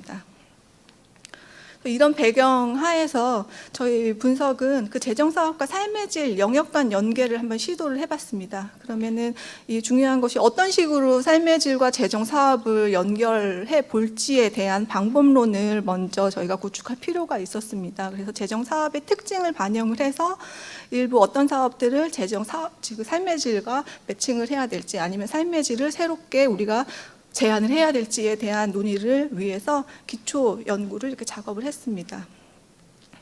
그래서 이번 이 분석에서는 그 연계 기준을 보시면 그 통계청에서 2020년도에 나왔던 삶의 질 11개 영역 중에 그 주관적 웰빙 영역을 제외하고 10개 영역을 대상으로 했습니다. 그리고 그 10개 영역 중에 각 그 영역에 속 들어가 있는 세부 지표를 검토를 해서 재정 사업과 관련성이 있는지를 판단을 했고요. 그리고 재정 사업 같은 경우에는 그 저희 현재 중앙정부에서 관리하고 있는 최하 단위인 세부 사업과 그 삶의 질 영역 간 그 연관성을 한번 살펴보았습니다. 그래서 재정 사업이 분야 부문 프로그램 단위 사업, 그다음에 세부 사업으로 이렇게 구성이 되어 있는데요. 우선 분야가 어떤 분야에 속해 있는지, 그 다음에 상위에서 다음 부문에서 어떤 내용과 연구성이 있는지 그렇게 순차적으로 살펴보는 작업을 수행을 했습니다. 그래서 세부 사업의 내용은 그 세부 사업 각각 세부 사업이 가지고 있는 사업 설명서에 있는 사업 목적과 그다음에 수혜 대상 위주로 했었습니다. 그래서 최종 저희 연구의 목적은 아래 보여지시는 테이블을 구축하는 것입니다. 그래서 이 테이블 구축을 통해서 좀 어떤 분야의 삶의 질 매칭이 가능한지를 살펴보았고 그 과정에서 나오는 문제점은 향후 정책 연결 과정으로 또 후속 연구가 진행될 때는 이제 어떤 식으로 개선을 해야 될지로 좀 발전을 해야 될 것 같습니다. 보시면 2021년도 기준이고요. 현재 우리나라 재정은 그 16대 분야로 구성이 되어 있습니다. 삶의 질이 11개 영역으로 구성이 된 것처럼 재정 분야도 큰 단위인 부문으로 구성이 되어 있고요. 16대 분야 75개 분야로 구성이 되어 있습니다. 그다음에 그 하위에 정책 목표 묶음 단위라는 프로그램이 572개 정도가 되어 있고요. 그 밑에 단위 사업, 그다음에 세부 사업들이 각각 한 8,000개 정도, 매년 한 8,000개에서 8,500개 정도의 세부 사업이 매년 편성이 되고 있습니다. 그래서 보시면은 지금 소관 분야 부문 프로그램 각각 세부 사업 이렇게 되어 있고요. 그다음에 재정 사업에서는 지금 사업 목적과 사업 내용 및 수혜자를 좀 검토를 해봤습니다. 그래서 각각의 삶의 질 영역 11개 중에서 그 하나 주관적 지표는 제외하고 가족 공동체나 뭐 안전, 고용 임금과 연결이 되어 있는지 이런 식으로 태깅을 했고요. 하다 보니 이따 문제점에서도 말씀을 드리겠지만 한 개의 세부 사업이 여러 가지 삶의 질 영역에 매칭이 된다라는 좀 문제점이 있었습니다. 그래서 좀 이따 말씀드리겠지만 저희가 금액 정보는 사용하지 않은 것이 중복 카운팅 될 수도 있고요. 그다음에 이 한 개의 세부 사업 단위가 지금 뭐 8,000개 정도라고 말씀을 드렸는데 작게는 뭐 한 억 원 단위에서부터 몇백억 단위까지 편차가 굉장히 심합니다. 그다음에 세부 사업 밑에 중앙정부에서 관리되지 않는 내역 사업, 내내역 사업 중 이제 지자체에서 관리한 내내역 사업까지 쭉 또 세부적으로 여러 개 사업이 묶여져 있기 때문에 금액 정보를 저희가 공개했을 경우에 좀 과소 추정되는 경우가 있을 수가 있어서 그런 것을 방지하기 위해서 지금 이번 연구에서는 금액 정보는 사용하지 않았었습니다. 그래서 보시면은 이렇게 가족 공동체부터 안전까지 쭉 10개 영역 중에 어떤 것에 연관이 있는지 이렇게 매핑하는 작업을 했고요. 인건비 같은 경우 따로 저희가 체크한 게 고용 임금 쪽에서 어떻게 고용이 창출되는지가 굉장히 좀 중요하게 되어 있고, 최근에는 그 고용률을 높이기 위해서 정부에서 인건비 투입도 많아졌었습니다. 그래서 저희가 세부 사업 중에서 인건비성 금액은 별도로 체크해서 규모가 어느 정도인지를 좀 분석을 해봤었습니다. 그래서 이런 데이터셋을 구성하는 것이 목적이었고요. 그러면은 각각 태깅을 어떻게 했는지에 대한 방법입니다. 그 재정 사업이라는 것이 개인에게 돌아가는 수혜 대상자가 개인인 것도 있지만, 뭐 산업 중소기업 및 에너지 분야 같은 경우에는 대부분 수혜 대상자들이 또 그 기업체 아니면 소상공인 이쪽으로 돌아가는 경우가 있습니다. 근데 또 반면에 이쪽에서 굉장히 고용 창출을 위한 또 투입도 많이 활발하게 이루어지고 있습니다. 그래서 그러면 어떤 식으로 재정 사업을 삶의 질과 연결을 할 때 대상 사업을 구분할지를 저희가 판단하기 위해서 그 연구자 개인의 판단에 의해서 물론 하기는 하지만, 그래도 우리가 지금 나와 있는 삶의 질 지표를 활용할 수 있는 방안에 따라서 이 삶의 질 프레임워크에 따라서 이거를 변형시켜서 재정 사업을 살펴봤습니다. 우선 삶의 질이라는 것이 프레임워크를 보시면은 가운데 주관적 웰빙이 들어가 있고요. 그다음에 개인이 좋다면은 그다음에 공동체, 그다음에 이런 전체적인 재반 여건을 하는 환경까지 이렇게 포괄하고 있습니다. 그래서 이제 재정 사업을 하나의 세부 사업을 검토할 때 그 재정 사업의 정책 중심의 수혜자가 개인이 있는지를 우선시하였습니다. 그래서 개 중심의 개인이, 그다음에 이제 개인이 속한 공동체의 사회적 관계에 영향을 미치는지에 대한 것을 봤습니다. 그다음에 개인의 삶의 질에 영향을 미치는 환경적 조건의 개선에 영향을 미치는지를 봤습니다. 예를 들자면은 그 도로를 건설할 때 만약에 그 고속도로와 내 집 주변에 도로를 건설하는 재정 사업이 두 개로 분리가 되었을 때 어떤 것을 삶의 질과 연결시켜야 될지에 대한 고민이 좀 있었습니다. 그래서 어떻게 보면은 그 고속도로 같은 경우에는 전체적인 우리 국가의 인프라의 구축 측면이 좀 더 강한 반면에 이 집 근처에 조그마한 도로를 놔두는 그런 환경 개선 사업 같은 경우에는 거기에 주거하고 있는 저의 만족도에 가장 영향을 미치기 때문에 그 전자에 해당되는 세부 사업 같은 경우에는 그 제가 주거 그 안전 그쪽 구축에 매칭을 했고요. 그다음에 고속도로 같은 대형 SOC 인프라 사업성 같은 경우에는 이제 대상 사업이 아님으로 분류를 하였습니다. 이런 식으로 그 재정 사업 중심에 개인이 있는지를 가장 중요하게 여겼습니다. 하다 보니 아까 말씀드린 것처럼 이제 중복 매칭 을 허용을 했었고요. 한 개의 재정 사업이 뭐 안전 분야에 영향을 미치면서도 내 주거 환경을 개선시킬 때는 두 개의 분야에 매칭을 할 수밖에 없었습니다. 그래서 그렇게 식으로 매칭을 했고, 우선은 이 매칭을 하기 전에 그런 재정 사업 분야와 삶의 질 영역 간에 그냥 한눈으로 봤을 때 과연 연관성이 어느 정도 있을지를 한번 우선 검토를 해봤습니다. 우선 여기 고용 쪽에 보시면은 모든 재정 사업 투입에는 고용을 유발하게 됩니다. 그래서 고용 영향 평가라는 것이 16년도부터 고용부 위주로 해서 지금 시행되고 있고, 올해 같은 경우에는 그 예산 편성의 그 참고 자료로까지 지금 수록이 되고 있습니다. 그런 식으로 모든 재정 사업은 고용을 유발하기 때문에 우선 고용은 다 이렇게 우선 들어가는 걸로 한번 분류를 해봤고, 빨간색으로 체크한 부분을 보시면 1:1 매칭이 가능하다고 생각이 들었습니다. 그 삶의 질에서 뭐 교육, 주거, 환경, 안전 같은 경우에는 재정 사업에서도 별도로 교육, 환경, 그다음에 국토 및 지역 개발에 있어서 관련된 분야들이 있었습니다. 그래서 이런 사업들은 우선 그 삶의 질 영역에서 1:1 매칭이 가능하다는 것을 우선 판단을 해서 우선 좀 이쪽 분야에 매칭을 하도록 좀 했었습니다. 그리고 반면에 통일 국방, 그다음에 산업 중소기업 에너지, 그다음에 과학기술 분야는 저희가 매칭해서 제외를 했습니다. 이 분야는 관련 분야는 전부 다 제외를 했고요. 그 이유가 통일 외교랑 국방 같은 경우에는 물론 국방이 좋아지면 개인 삶의 질에 영향을 미치겠지만 지금 전체적인 국가의 뭐 안보 그런 차원이 좀 더 중요하다고 생각을 해서 이 분야는 관련된 산업 관련된 그 분야는 우선 제외를 하였습니다. 그다음에 산업 중소기업 및 에너지도 대부분 고용 일자리 창출 사업을 빼고는 관련된 산업을 진흥시키기 위한 그런 사업들로 구성이 되어 있기 때문에 이런 사업들은 제외를 하였습니다. 그래서 산업 중소기업 및 에너지 그다음에 과학 기술은 그냥 2차적으로 그런 고용 유발 효과가 있을 뿐이지 직접적인 삶의 질에는 영향이 없다고 했습니다. 그래서 이 5개 분야는 제외하고 그다음에 예비비 성격에 있는 예산도 제외를 하였습니다.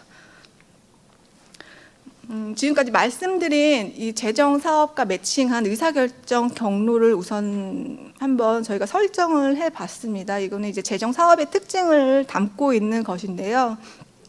우선 1단계와 2단계를 구분을 해서 대상 사업으로 우선 한번 식별을 했고 지금 그다음에 이제 식별된 대상 사업을 가지고 이제 실제 삶의 질 영역과 매칭을 시도를 해봤습니다.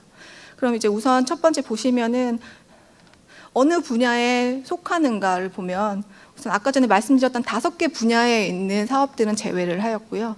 그 다음에 이제 재량 지출인지 의무 지출인지를 살펴보았습니다.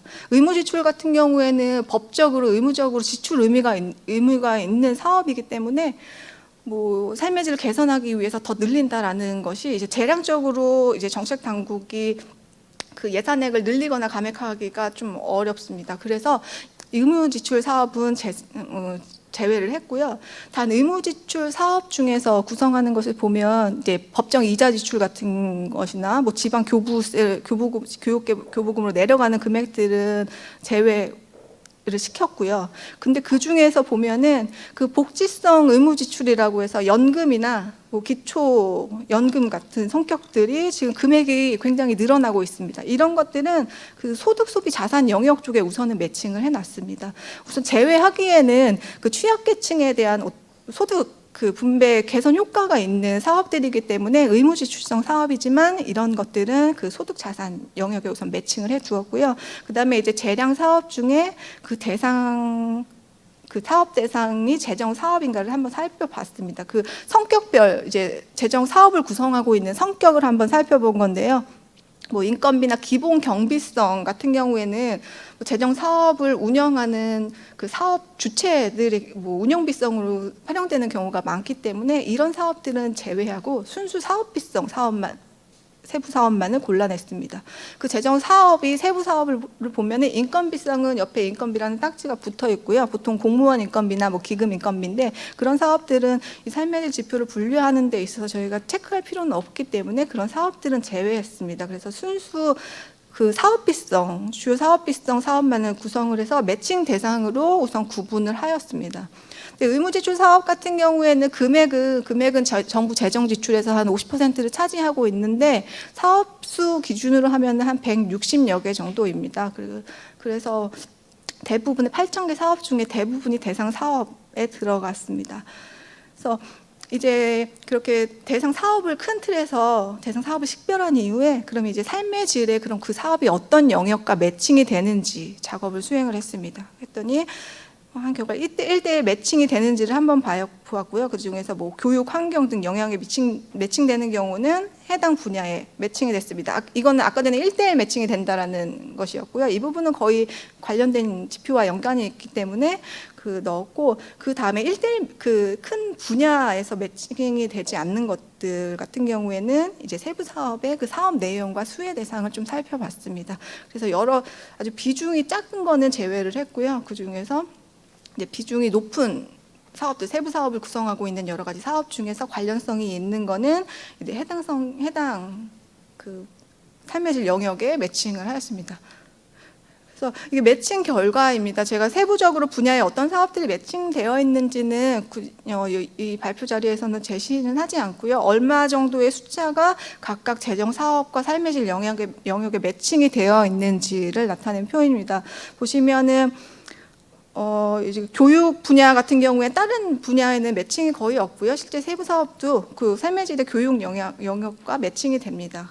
그다음에 교육, 그다음에 환경 분야 같은 경우가 딱 1대1 매칭이 되는 부분이었고요. 환경 분야 같은 경우에서도 환경, 물 산업, 그런 에너지 산업 같은 투입 일종의 그런 것들이 있습니다. 그런 것들이 이제 제외고 요새 특히 탄소 중립 이슈인데 그 관련된 분야들이 특히 이 분야에 매칭이 됐습니다.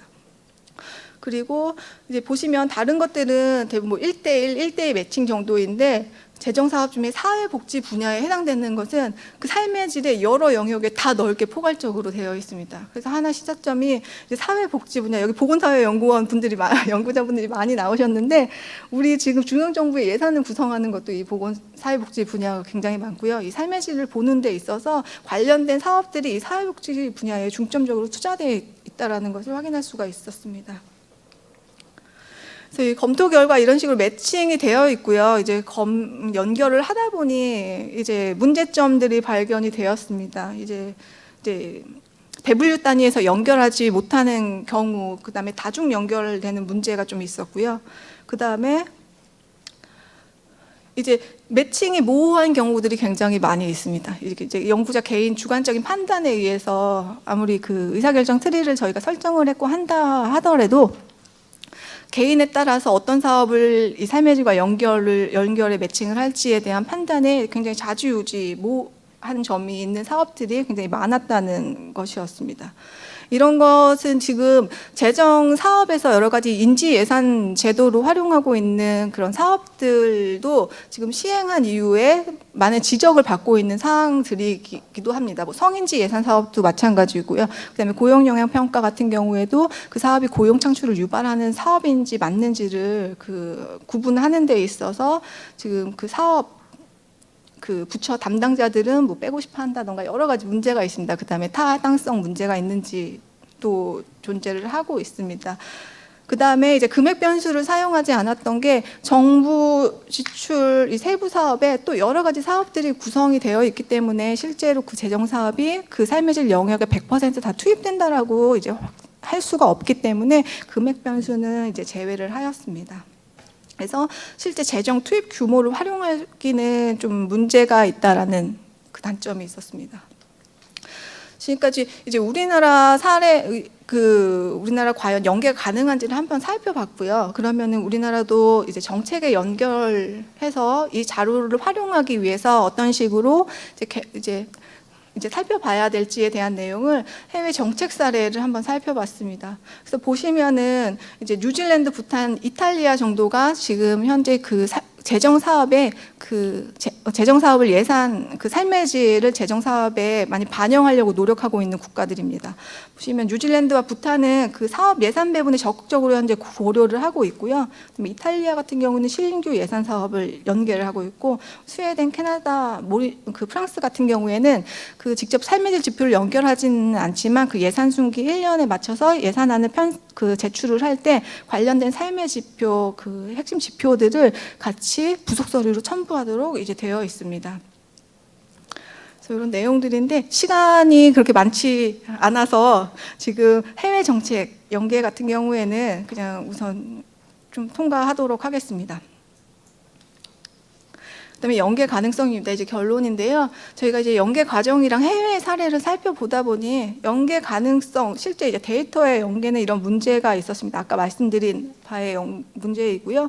그렇다면 이제 삶의 질을 반영한 재정 운영을 진짜 실제 하기 위해서는 어떻게 되어야 하는지를 살펴보면은 이제 전체 이 삶의 질 지표를 보기보다는 지금 삶의 질 지표 중에서도 우리나라 특히 나쁜 지표들이 있습니다. 이런 것에 대한 정책 목표를 우선 설정할 필요가 있어 보이고요. 지금 통계개발원에서 계속 삶의 질 지표를 21개 영역에 대해서 이제 발표를 하고 있는데 좀 더 구체적으로 핵심적으로 발표하시는 것 중에 좀 더 이제 재정 투입으로 인해서 개선이 가능할 것이라는 좀 영역을 식별을 하셔서 세부 지표를 좀 제안하시는 게 정책 연결과 더 좀 밀접하게 활용할 수 있지 않을까라는 생각이 들었습니다. 특히 해외 같은 경우에도 통계청과 그다음에 각국의 재무부가 연결을 해서 예산 편성에 좀 참여하는 경우가 있었습니다. 통계청 같은 경우에는 그런 관련 그 삶의 질 지표 중에서 재정 투입을 통해서 개선하고 싶어하는 그런 그 핵심 지표들을 개발을 해서 그 예산안에 제안을 한다던가 아니면은 실제 그 관련된 예산 항목을 따로 만들어서 예산의 우선순위를 두게 한다던가 그런 적극적인 좀 노력이 있었습니다. 그리고 제도적인 측면에서는 우선 예산 편성 절차에서의 개편이 있어야 된다는 것입니다. 해외 국가 같은 경우에도 실제 이런 예산 투입을 삶의 질을 반영한 국가 같은 경우에는 국가재정법 제정을 통해서 실제 예산 편성 과정에 활용하려는 노력이 있었고요. 그래서 우리나라 같은 경우에도 실제 어떠한 삶의 질을 개선하고 싶다라는 목표가 설정이 된다면은 관련 예산 저희 국가재정법이나 관련 예산 편성 절차를 개편을 해서 반영할 필요가 있다라는 것입니다. 그 제도적으로 뒷받침되지 않는다면은 이게 지표에서 머물러 있을 가능성이 크기 때문에 이런 노력도 필요하다는 것이고요.